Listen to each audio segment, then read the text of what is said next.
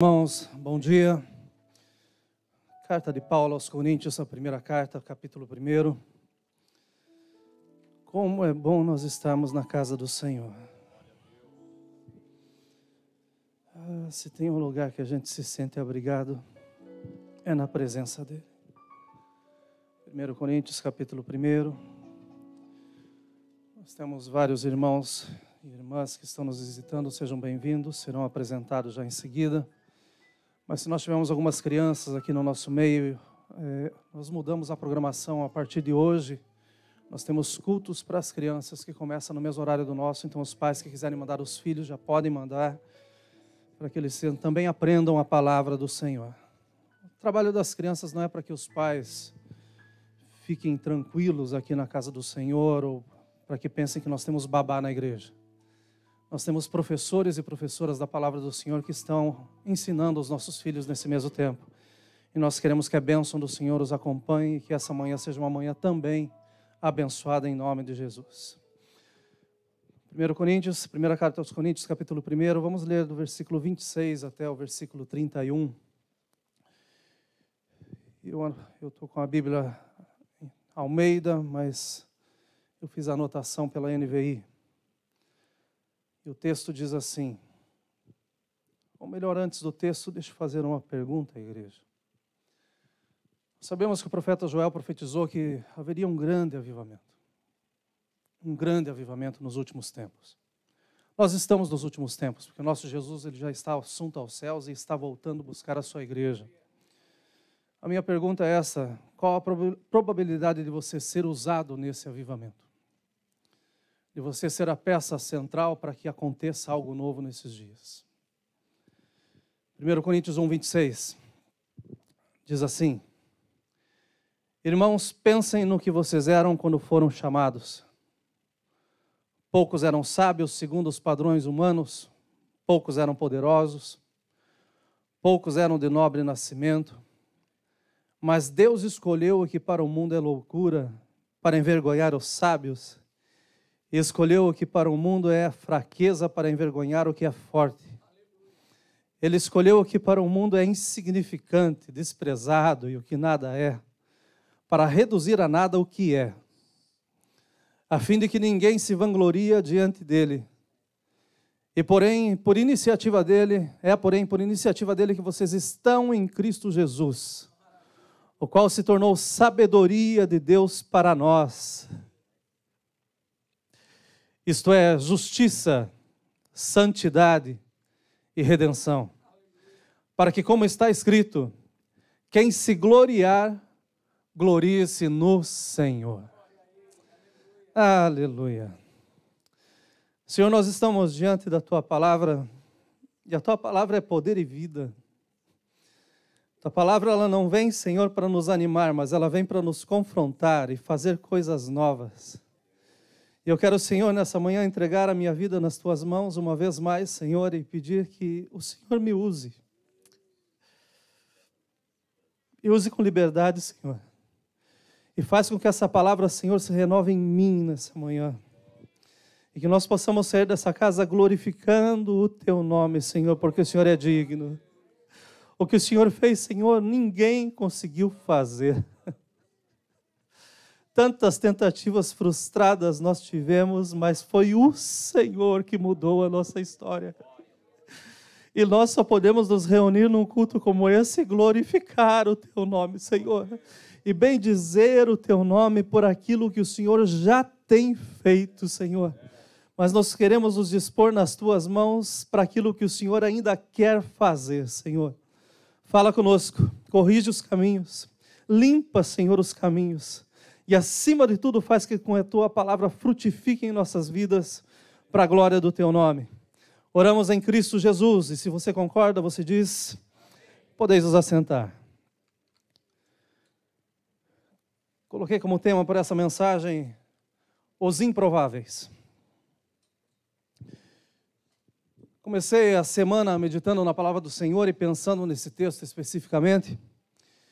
E me veio à cabeça a imagem de um quebra-cabeça, que é comum para todos e conhecido de todos. Quebra-cabeça pode ser um jogo ou pode ser um problema. Um jogo a gente se diverte, gasta muito tempo. Apesar de, às vezes, a caixinha dizer que é de 3 a 6 meses, algum leva alguns anos para montar. Mas a verdade é que pode ser um brinquedo. Ou um quebra-cabeça pode ser um problema. Que você não sabe aonde começa e tampouco aonde termina. As peças são todas iguais. E daí isso vai exigir de você esforço, vai exigir de você empenho. E talvez até um plano para que você possa fazer com que esse quebra-cabeça seja montado. Talvez você tenha que separar em cores ou separar pelo formato das peças. Começar pelos cantos para que se torne mais fácil. Mas a verdade é que pode ser um jogo ou pode ser um problema. E eu sei que tem muitas pessoas aqui nessa manhã que estão dessa forma. Ou estão num jogo ou estão passando por um problema. Mas eu tenho certeza absoluta que Deus nos manda a sua palavra para que nele haja resposta para as nossas vidas. Em Corinto, Paulo se defronta com um dos maiores desafios da sua jornada da fé.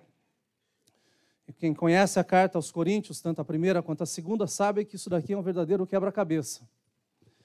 O trabalho de orientar uma igreja que possuía dons espirituais, mas que também era possuidora de imaturidade e tinha pouca espiritualidade. Os dons estavam presentes, mas os problemas sobrepassavam os dons. A carta gira em torno dos problemas da prática cristã na igreja. Portanto, ela se relaciona com a santificação que é progressiva.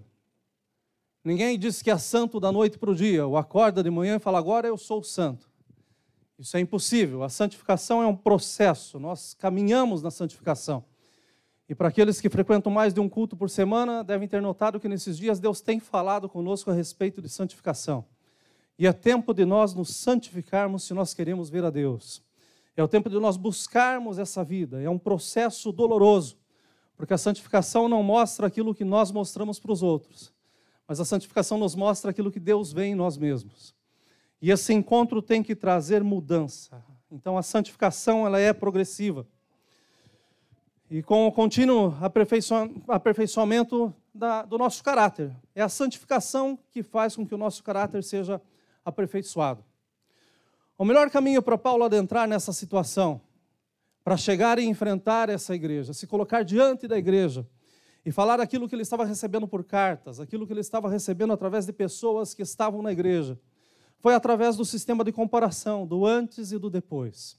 Se nós pensarmos no texto, Paulo começa dizendo assim, pensem no que vocês eram antes de ser chamados. Deixa eu fazer uma comparação com vocês daquilo que vocês eram e aquilo que vocês são. E todos nós devemos passar por esse momento, e a santificação faz com que a gente passe sem dúvida por esse passo. Faz nos lembrar de onde nós viemos, faz entender aonde nós estamos, e nos dá fé para entender aonde nós vamos chegar.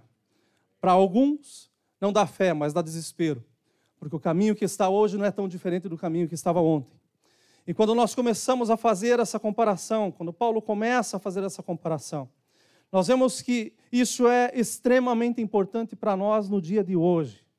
Não somente pelo fato para que nós possamos dizer, olha, eu já não sou mais o que eu era, o que é um jargão no meio dos evangélicos, né? Eu já não sou mais o que eu era. E às vezes a gente se encontra com cristãos e a gente fica pensando, e olha, se é ruim assim, imagine ontem. Mas nós devemos sair desse jargão e devemos terminar dizendo assim, olha, eu sou melhor do que eu era. Porque eu já não sou mais o mesmo de ontem. Porque ontem eu tive um momento com o meu Deus.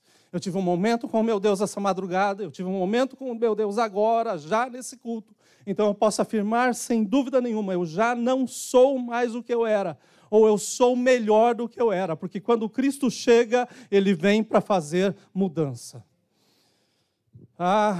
Uma das coisas que mais me fascinam nesse Deus é a inumerável quantidade de vezes e a repetida frequência que Ele escolhe os mais improváveis para serem os personagens centrais em momentos históricos. E todos podem pensar, quando a gente fala de improváveis, talvez vocês tenham pensado pela sua mente e mergulhado em muitos lugares, assim como a irmã Rosimar, quando foi fazer o post, que começou a pensar em Gideão, né, que era improvável de vencer, mas Deus o levanta de uma forma tremenda e com 300 homens ele ganha uma batalha tremenda. Talvez muitos tenham pensado, né, no Abraão, que quase 100 anos de idade recebe uma promessa de ser pai, e daí fica pensando, não, isso é improvável. Mas hoje nós vemos que o nosso Deus faz o que Ele quer, porque a multidão é grande, está espalhada pelo mundo inteiro. Talvez você tenha pensado, quando se fala de improváveis, no pequeno Davi, quando se encontra diante de um gigante chamado Golias. Mas quando nós lemos a palavra do Senhor, nós vemos que os improváveis se levantam e quando Deus está junto, a vitória é garantida. Mas o Senhor me levou para ver um outro improvável na palavra. Corinto era um dos mais importantes centros da filosofia grega. Era uma capital, não como Atenas, mas era um lugar onde todos pensavam, todos gostavam de bons discursos. Todos davam uma importância muito grande à filosofia, aos pensadores, aos oradores. Era uma cidade que em cada esquina tinha um sábio para te dar um conselho. E hoje nós vemos que não é tão diferente, porque existem multidões de conselheiros. E conselheiros que às vezes te levam por buraco, ao invés de te tirar dele. Mas a verdade é que existiam muitos e estavam nas ruas, e Paulo também estava na rua. Mas era interessante que o que estava em Paulo não se compra num balcão, não se acha em qualquer lugar, muito pelo contrário. Quem estava em Paulo e quem movia Paulo é aquele mesmo que nos move ainda hoje, o seu nome é Jesus Cristo. Os pensadores, os filósofos, a cidade era uma cidade pensante, a cidade era uma cidade expressiva, porque eles gostavam de ouvir belos discursos, e parece que hoje nós estamos no meio, daqueles que têm comichão no ouvido, que querem ouvir mais boas palavras do que a palavra, querem escutar tantas coisas, se baseiam em tudo, mas não conhecem o tudo. Porém, eram também um dos maiores centros de vida licenciosa do primeiro século. As religiões da época, os cultos que se praticavam na época eram cultos completamente permissivos. Fala-se na história que existiam mais de 1000 prostitutas sacerdotais em Corinto nessa época. Então, a cidade era uma cidade completamente pervertida. Tanto que tinha um tema que era corintianizar. E quando se falava que você estava corintianizando, você estava no pecado sexual. Para vocês terem uma ideia de como era o peso nessa cidade. A filosofia influenciava a religião. Falsos apóstolos tentavam corromper a integridade do evangelho. Os erros eram tremendos. Os desvios eram trágicos. As consequências não viriam, elas já estavam no meio da igreja e no meio do povo. Então, o nosso Deus que amava e que ainda hoje ama o seu povo, levanta um improvável para corrigir a situação. O quadro, além de ser obscuro, estava incompleto. Mas Deus chama Paulo para que ele escreva uma carta e para que ele tenha em si base para que essa carta tivesse vida. Essa carta foi escrita pelo improvável Paulo, que antes era chamado de Saulo. Um homem que odiou a mensagem da cruz e o Cristo crucificado. Um homem determinado e incansável perseguidor dos que andavam pelo caminho. Testemunha ocular do apedrejamento de Estevão. Um homem extremamente zeloso pela lei, ensinado e doutrinado aos pés de Gamaliel.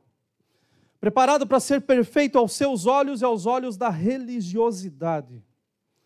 Homem que respirava a ameaça da morte contra os que se apartavam da lei, os discípulos de Cristo. Homem que tinha tudo para ser tudo, mas que diante de Deus não era nada.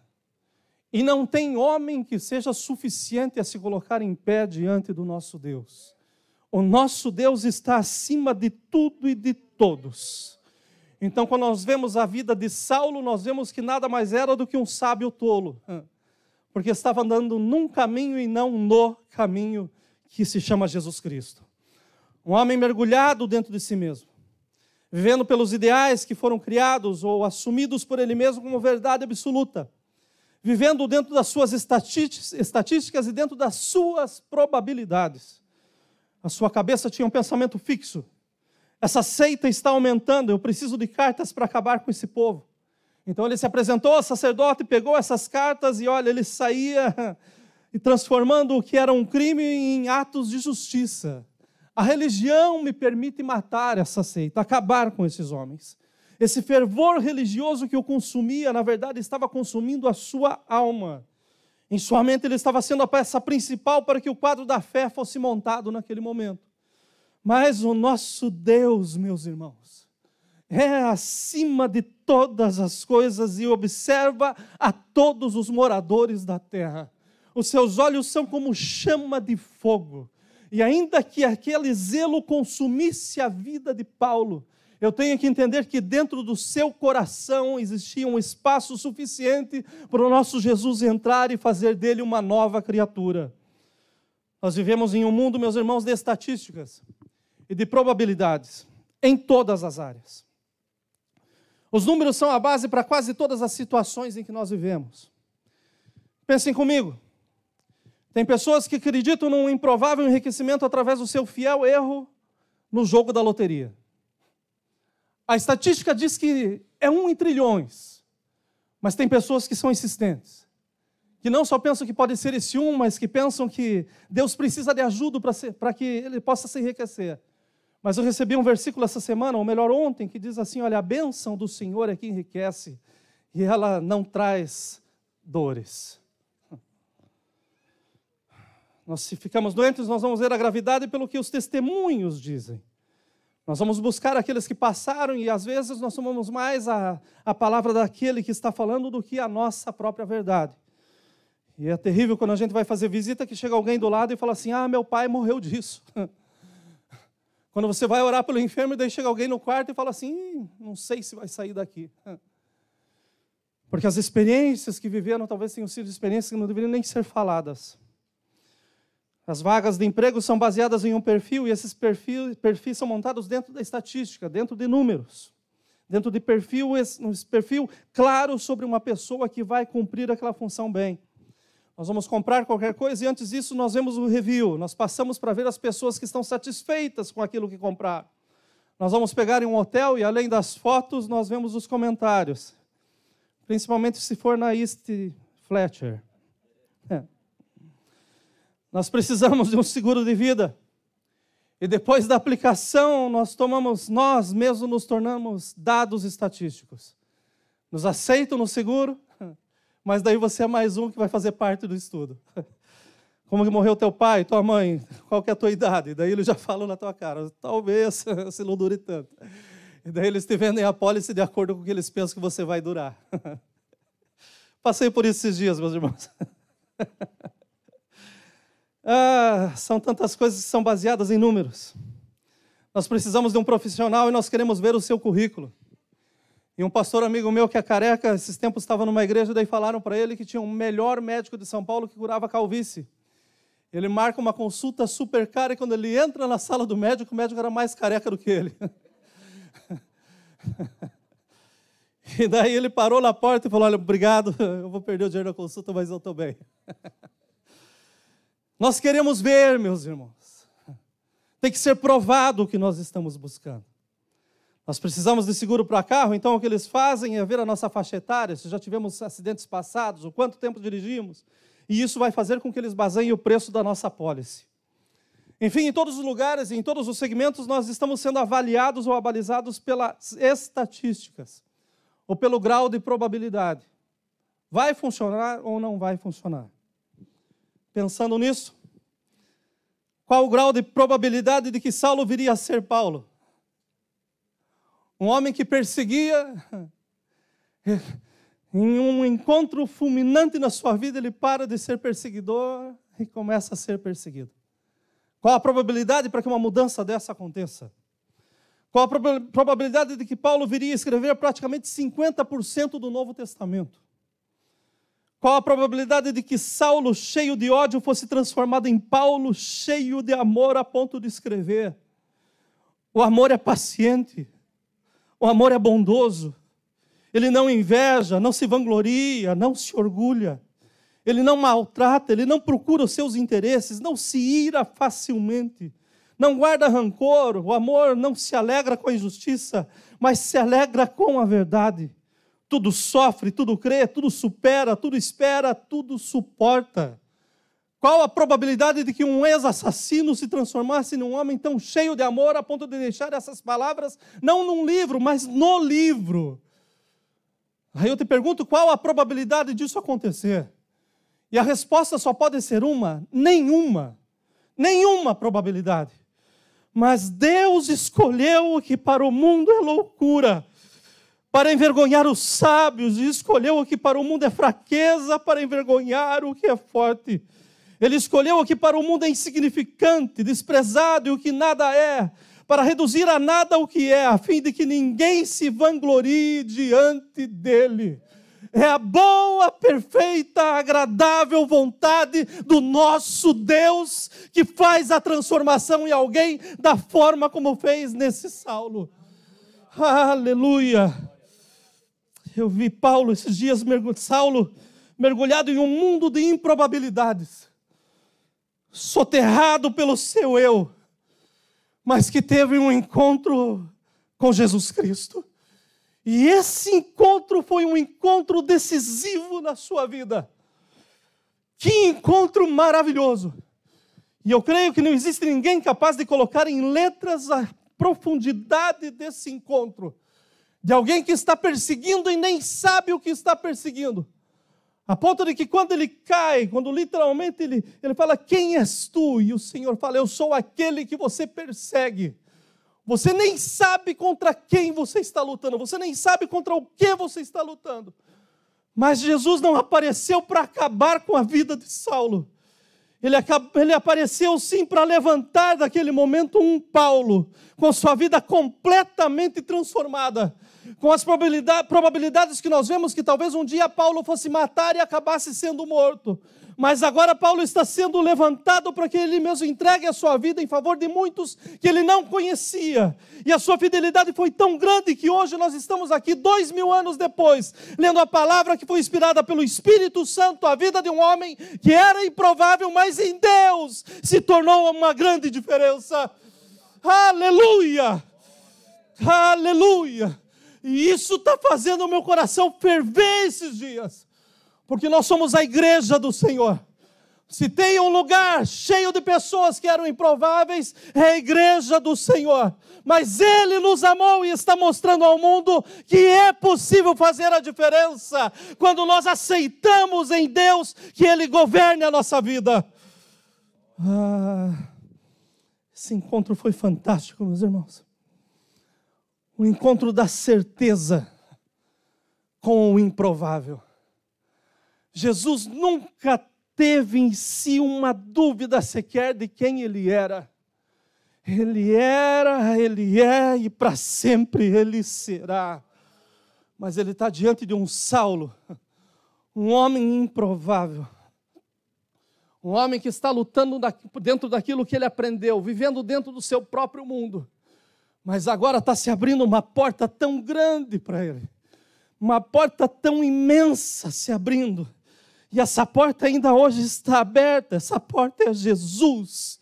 E Ele diz ainda hoje, olha, todos vós que estáis cansados e oprimidos, vinde a mim, e eu vos farei descansar. Após esse encontro, Saulo é levado cego para Damasco. Por 3 dias sem ver. Mas daí ele recebe a visita de um outro improvável discípulo. Um homem chamado Ananias. Não se fala muito sobre Ananias, mas eu penso que o galardão de Ananias é um galardão tremendo. Porque ele pregou para um homem que virou um mundo de cabeça para baixo. E nós estamos precisando de Ananias nesses dias. Ananias foi chamado por Deus, e Deus fala claramente, você tem que ir e você vai orar por esse homem. E ele entra numa luta porque ele sabia da fama de Saulo. Ele ainda não conhecia Paulo.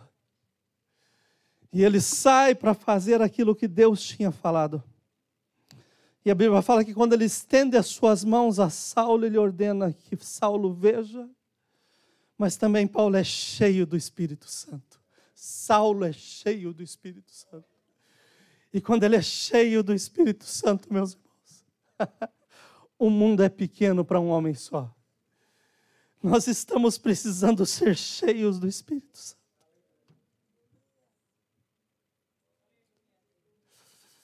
Um mundo que parece ser tão grande, meus irmãos, para uma pessoa cheia do Espírito, ele se torna pequeno. Provável Saulo se torna no conhecido e respeitado Paulo, que leva um ministério extremamente difícil. Olha, você vai padecer pelo teu ministério. Não vai ser flor, não vai ser rosa, não vai ser carro importado, não vai ser hotel de luxo. Você vai padecer. Mas eu não vejo Paulo recuando com esse chamado, eu vejo Paulo aceitando o chamado. E dizendo assim, olha, Senhor, faça em mim aquilo que tu queres. O teu ministério vai ser difícil, Paulo, mas o teu ministério vai ser cheio de frutos. E agora, depois dessa experiência pessoal de mudança, se encontra diante de Corinto, para lhes lembrar que o caminho é Cristo. Ele se coloca diante da igreja e não diante do mundo. Ele vem ensinar a crentes e não a pessoas que não conhecem ao Senhor. E com uma autoridade tremenda, ele começa a falar aquilo que ele recebeu do Senhor. Começa a ensinar a essa igreja. E começa a dizer a eles que foi Ele mesmo que os escolheu, para que eles fossem a diferença em meio a um mundo caótico. E não tornassem um mundo mais caótico, trazendo o mundo para dentro da igreja. Ele começa a falar que tem condições de ter uma vida santa, quando nós estamos com os nossos pés firmados na rocha eterna, que é Jesus Cristo. Ele tem que lembrar a eles o caminho, ele tem que lembrar a eles que é Cristo. E para fazê-los lembrar, ele começa a dizer a eles que eles haviam sido escolhidos. Escolhidos mesmo que pensassem que eram fracos. Eles tinham o poder de envergonhar os fortes. O Senhor está te lembrando hoje que você é escolhido. E você tem poder para vencer os fortes em nome de Jesus Cristo. Lembrá-los que eles foram escolhidos e eles tinham o poder de envergonhar os fortes. Lembrar a eles que ainda que eles se achassem loucos, eles tinham o poder para envergonhar os fortes. Que ainda que se achassem insignificantes, desprezados, um nada, eles tinham o poder para reduzir a nada aquilo que era.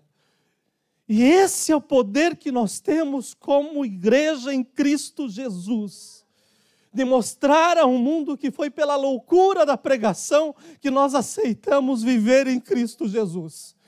E o viver em Cristo vai além das expectativas que o mundo tem. Olhando essa carta e comparando com o nosso mundo hoje. Nós vivemos o mesmo tempo de desvios.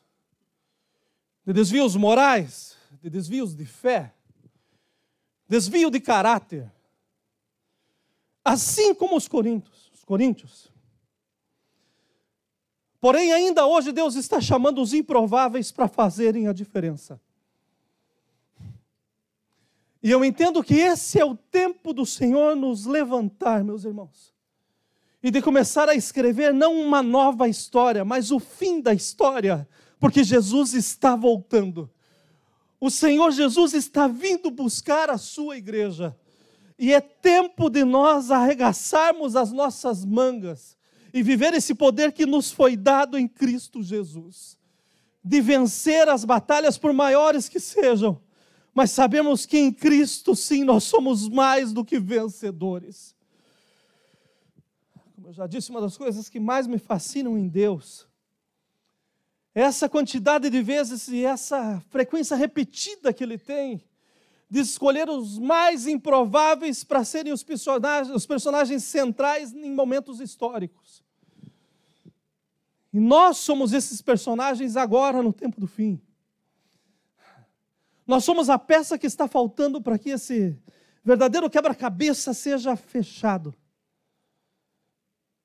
O problema é que nós estamos olhando em nós e parece que às vezes a gente não se encaixa, não se ajusta. Mas deixa eu te lembrar que é bom a gente estar na mão do marceneiro chamado Jesus Cristo. Porque se tem um que tem poder para nos moldar e nos colocar no lugar certo, é Ele. Se tem um que pode trabalhar a nossa vida a ponto de fazer com que a gente seja essa peça que falta para mudar o que precisa ser mudado, seu nome é Jesus Cristo. O problema é que nós somos instigados nesses últimos anos. Nossas mentes foram lotadas dizendo que nós precisamos de lideranças. Nós precisamos de lideranças. E hoje em dia tem tanto líder que a gente não acha servo. Todos mandam, ninguém obedece. Todo mundo tem a sua opinião, mas ninguém escuta a palavra. Nós estamos vivendo num tempo em que todos foram cheios das suas próprias vontades, dizendo, olha, eu sou, eu posso, eu faço. Mas mergulhado dentro de si mesmo. E eu estou entendendo que o tempo que nós estamos vivendo é para nós sermos cheios do Espírito Santo e sermos esvaziados de nós mesmos. Nós estamos vivendo um tempo onde mensagens, de autoajuda são as coisas mais frequentes. Mas o que nos ajuda é a mensagem de Deus. O que nos transforma é a palavra de Deus. E a palavra de Deus continua sendo, olha, aquela que vem até a divisão da alma e do espírito para fazer aquilo que apraz a Ele. Chegou o tempo de nós entendermos que sucesso não pode ser definido nas nossas satisfações pessoais. Sucesso não deve ser medido no nosso nível educacional, na nossa posição financeira, no nosso status social. Sucesso aos olhos de Deus é pegar pessoas ordinárias como eu e você e Ele nos encher com um extraordinário poder que só Ele tem. Isso é sucesso. Porque daí nós podemos viver como Paulo vive, como Paulo viveu. Para mim o viver é Cristo. Para mim o viver é Cristo. Isso é alcançar sucesso. É a gente saber que quando temos, Ele continua sendo Deus. E se não temos, Ele é Deus também. Se nós fazemos, amém. Se não fazemos, amém também, porque Ele é nosso Deus. Se possuímos, amém. Se não possuímos, Ele é o nosso Deus. Isso é sucesso. Sucesso não é ficar atemorizado dentro do barco pensando, olha, vamos morrer. Não, sucesso é você ter coragem de tirar o pé do barco e dizer, deixa eu ir estar contigo. Ainda que você afunde, olha como Pedro, mas foi o único que conseguiu andar nas águas, dar as mãos para Jesus. E olha, eu não creio que Jesus deu a mão para ele olhando para o lado. Não, Jesus deu as mãos olhando nos olhos, dizendo, olha, valeu a tentativa, Pedro, mas segurança é só nas minhas mãos. Sucesso é entender que nós devemos estar 100% condicionados às mãos do nosso eterno Senhor Jesus Cristo. Sucesso é vivermos o extraordinário. É termos poder em nossa vida suficiente para entender que, ainda nesses dias, nós podemos ver milagres maiores do que nós lemos na palavra do Senhor. É usar o poder de Deus, o poder que nos foi dado por Cristo, para fazer coisas maravilhosas e a glória ser dada ao seu santo e precioso nome.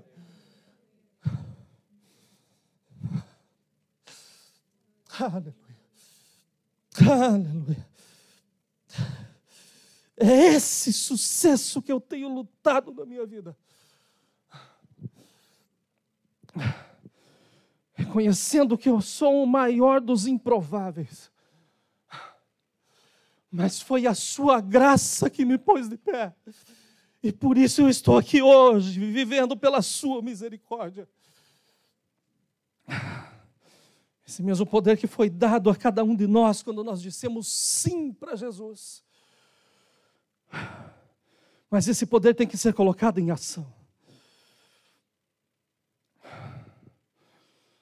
Esse povo de Corinto era um povo que acabou se tornando arrogante, porque estavam cheios de si. E daí Paulo chega nessa comparação, ele fala, olha, deixa eu lembrar vocês de onde vocês vieram.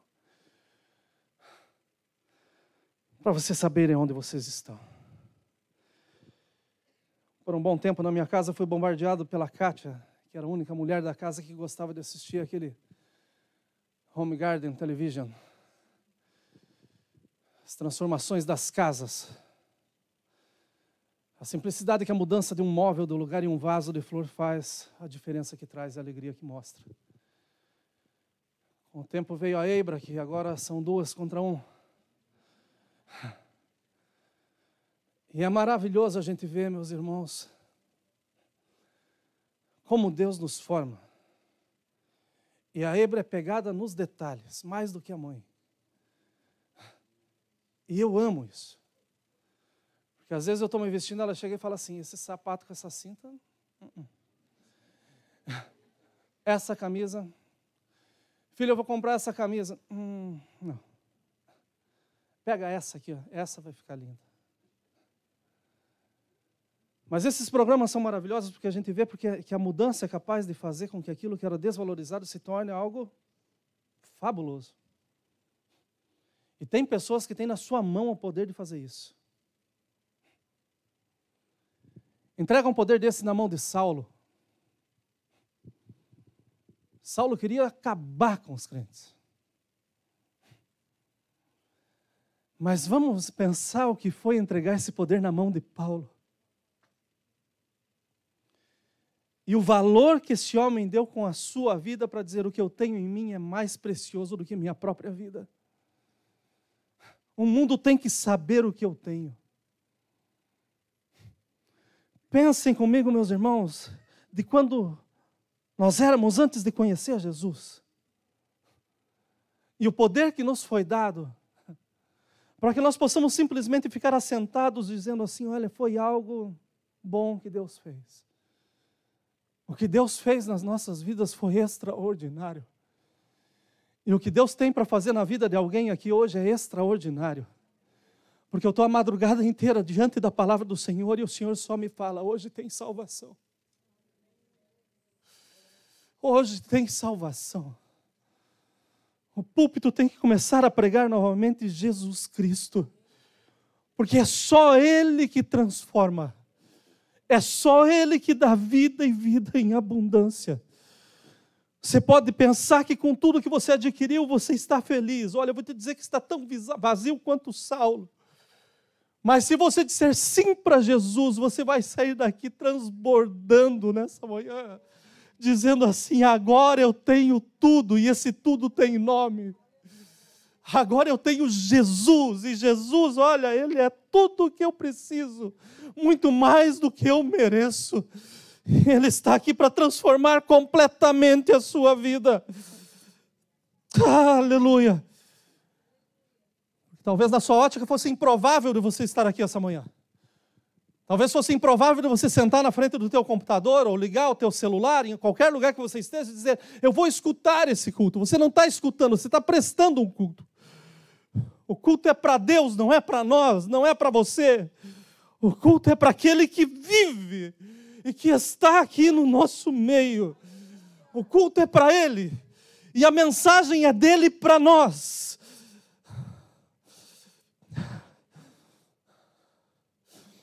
Ele tem feito o extraordinário em nós, tornando esses improváveis em algo que é provado pela fé. Porque eu digo que eu não sou mais o que eu era, porque pela fé eu vejo que o Senhor me transformou. E pela fé eu vejo que se Ele não voltar hoje, amanhã eu vou estar um pouco melhor do que hoje, porque Ele continua trabalhando em nossas vidas. Ele não para de trabalhar em nossas vidas.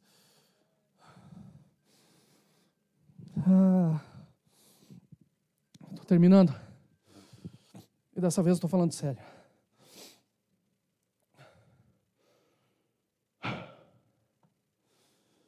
A minha pergunta hoje para você.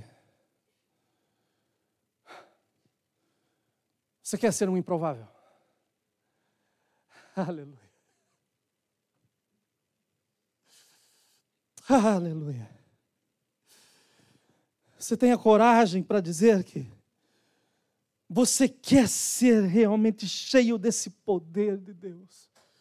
E dizer assim, foi Ele, não fui eu, foi Ele. Um improvável como Barnabé, que encorajou os outros e saía dos seus caminhos para que eles pudessem avançar.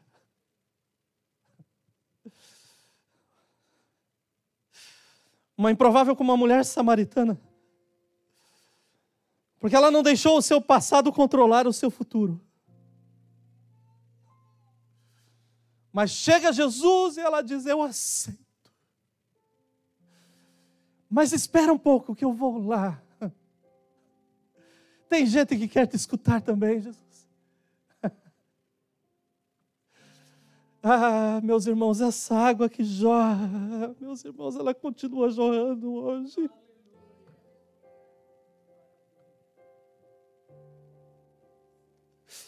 Que o Senhor nos dê paixão pelas almas de novo, igreja. Porque se Jesus não chegasse na vida de Saulo, essa história nem estaria aqui, ela seria trágica.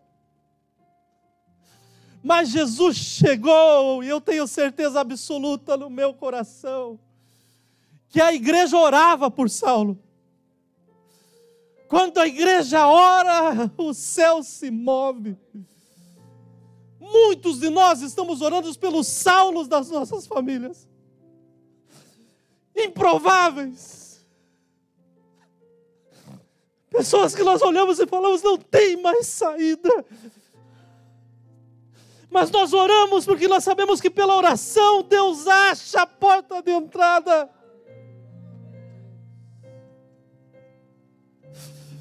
Ah, essa mulher sai buscar água para saciar a sua sede. Mas ela encontra um Jesus que sacia a sua alma. Qual a probabilidade disso ter acontecido? Ah, meus irmãos, talvez o improvável Pedro seja um bom exemplo para nós. Porque caminhou com Jesus, mas falhou. Mas ele nos deixa a lição que ele não desistiu porque falhou. E tampouco Jesus desistiu dele porque ele tinha falhado.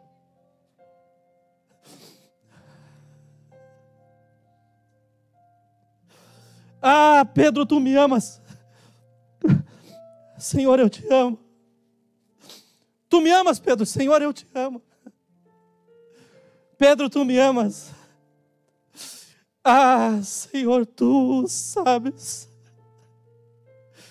Como nós escondemos algo diante daquele que tudo sabe? Nós podemos disfarçar a nossa vida e pensar que está tudo bem. Meus irmãos, não está bem se Jesus não estiver na história.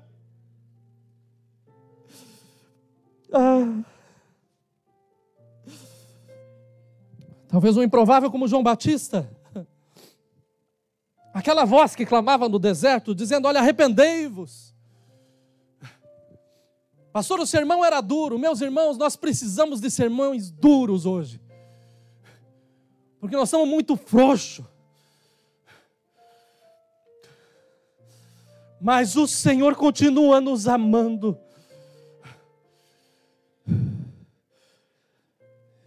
Acho interessante quando eu escuto algumas pessoas dizerem, olha, eu venho para a igreja com 3 mensagens. E daí durante o culto eu vejo aquela que se encaixa melhor. Se a Bíblia não fosse fonte de inspiração, meus irmãos, e se o Senhor não for o Deus da casa, então nós falamos o que nós queremos no púlpito. Mas quando nós buscamos a inspiração nele, existe uma só palavra para casa. E é essa palavra que Deus está trazendo para nós agora. João Batista não teve medo de enfrentar a multidão e dizer, olha, se arrependam. E eu não tenho medo de enfrentar vocês dizendo, olha, vamos nos arrepender, meus irmãos.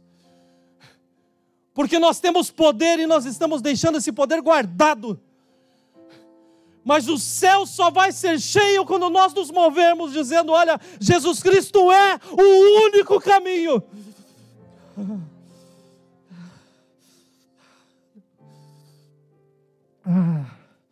Uma nação inteira esperando.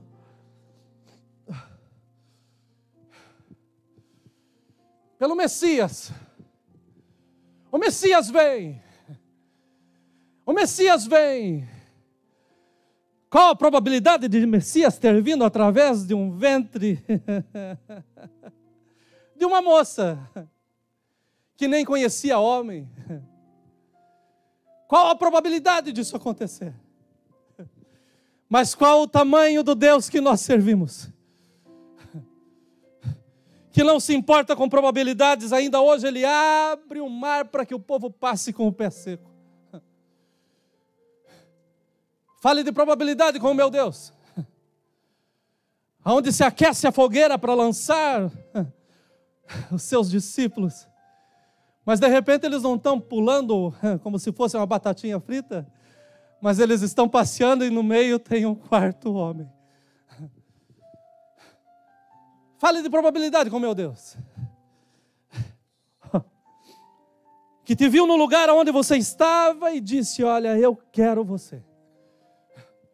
Quando a tua família te desprezou, quando ninguém te aceitava. E ele não disse: eu quero você porque é o resto. Não, ele te disse: eu te aceito porque eu te amo. Esse amor deve nos constranger até hoje. Não existe probabilidade. Mas Jesus chama Maria para ser mãe de Jesus. Deus chama Maria para ser mãe de Jesus.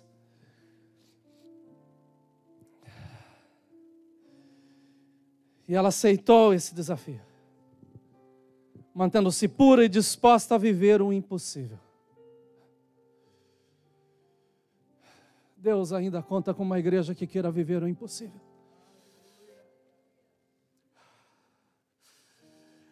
E o meu coração está nessa igreja. Porque eu sonho com paralíticos andando, os meus irmãos, todos os dias. Eu sonho com cegos enxergando. Eu ainda quero ver cabelo crescendo na minha frente, meus irmãos. Eu quero ver milagres tremendos acontecendo. E eu sei que esse poder já está no meio da igreja. Mas chegou o momento de nós despertarmos. Nós não éramos as pessoas prováveis a ter tanto poder. Mas Ele olhou para nós e Ele não erra. Ele não erra. Ele sabe aonde nós devemos ser colocados. Ele sabe o ponto exato onde nós devemos ser encaixados.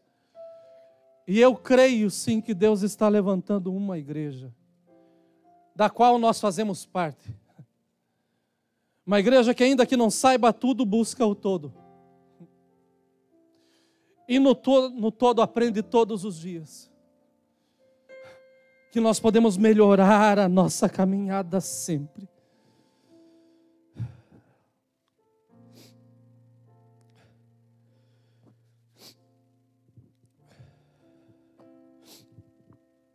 Uma das maiores tragédias que nós vivemos na América, que impactou a todos.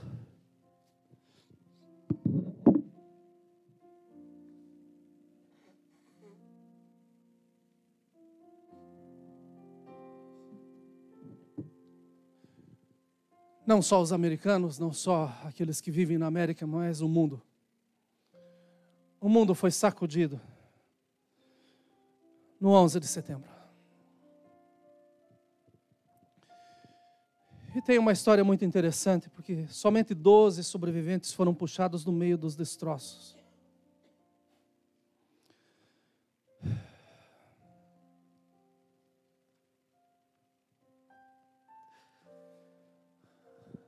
Junto com alguns irmãos, nós tivemos o desprazer de passar naquele lugar 3 meses depois.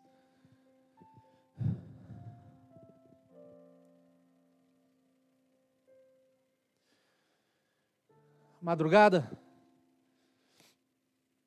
chegando perto, e uma fumaça, uma neblina muito escura, parecia na verdade poluição. E me chamou a atenção e eu perguntei, eu estava num segundo carro com um pastor. E eu pergunto para esse pastor o que é aquilo, se era poluição mesmo, porque era a primeira vez que eu estava em Nova York. E nós estávamos a 3 milhas ainda das torres, 3 meses depois. E esse pastor com lágrimas nos olhos me fala, isso ainda são as torres que continuam queimando.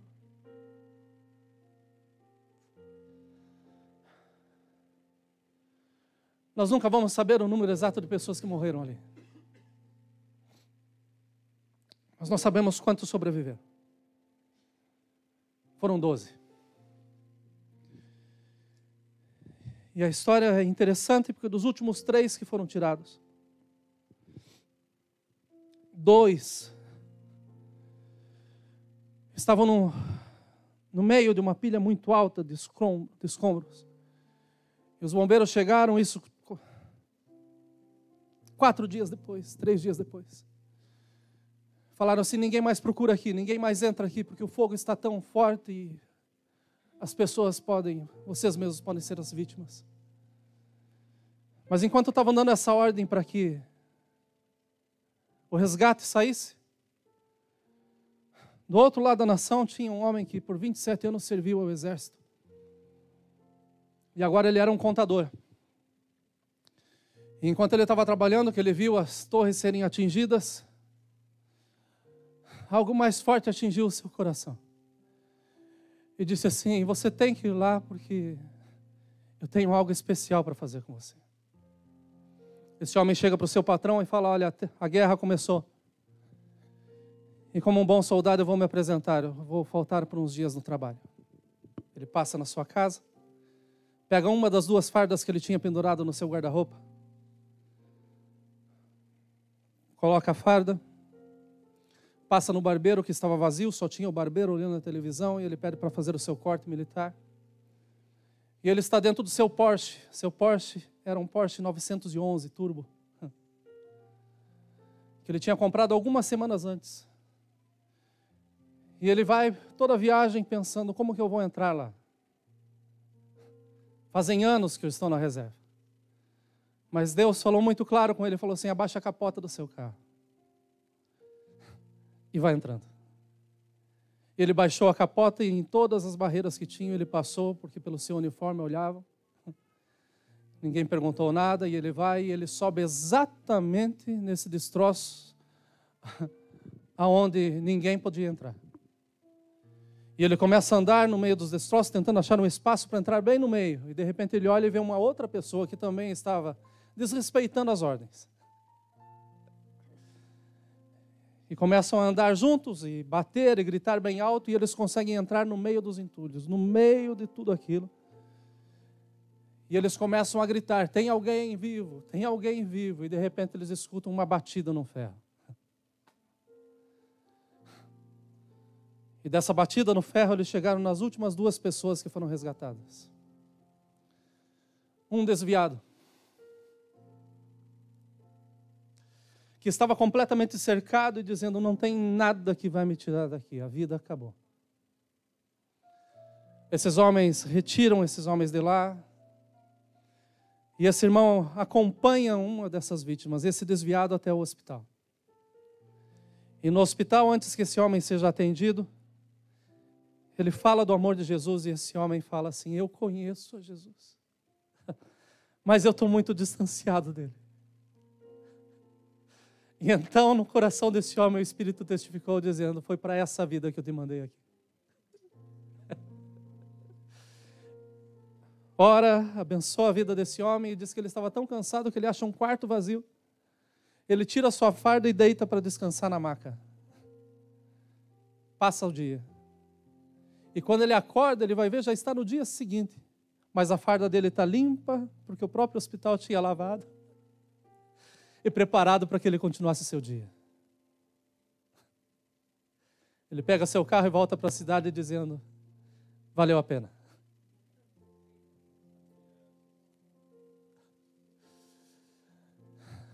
Imagine comigo a probabilidade que tinha desse homem ser salvo, zero.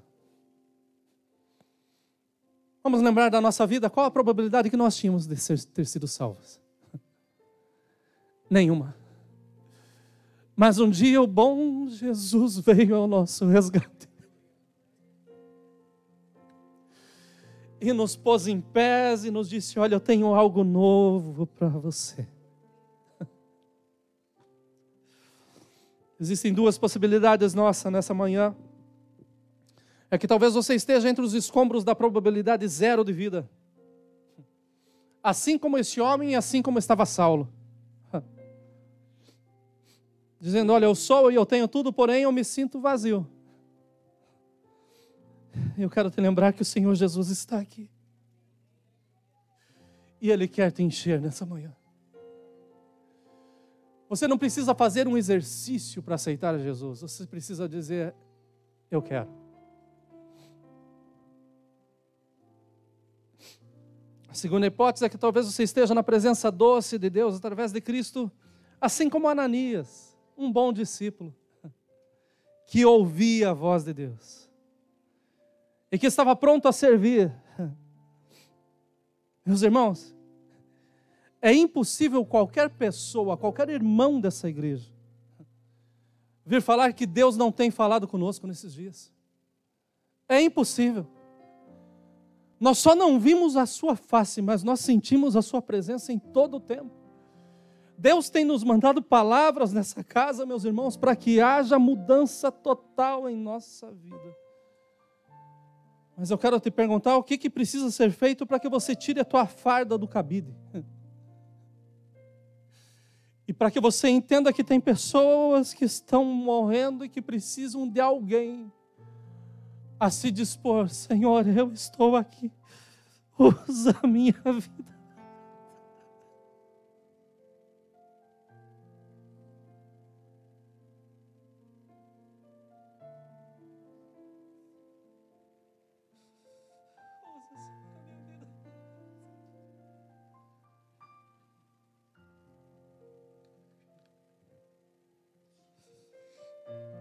Vamos nos colocar em pé.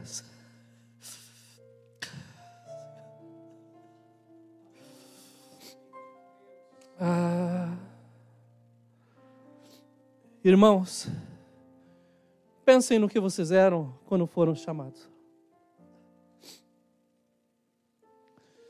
Se você ainda não pode ser chamado de irmão, hoje é o dia para que você aceite a Jesus como teu Salvador e que tenha a Deus como teu Pai. Como é precioso quando nós nos chamamos de irmãos. Que doce, que poder que há nessa palavra. Nós somos a Irmandade dos Santos. Mas talvez você não possa ser chamado de irmão ainda. Então eu vou estar orando dentro de 1 minuto. E eu quero te convidar a sair do seu lugar. Você que sente que essa palavra foi para você, que precisa de Jesus, Ele está aqui. Você que reconhece que é irmão, mas que precisa, se dispor a fazer a vontade dEle. Eu também quero que você saia do seu lugar, para que nós possamos orar e esse poder comece a ser notado pelo mundo, para a glória do Senhor Jesus. Em 1 minuto nós oramos. Fiquem à vontade para estar no altar.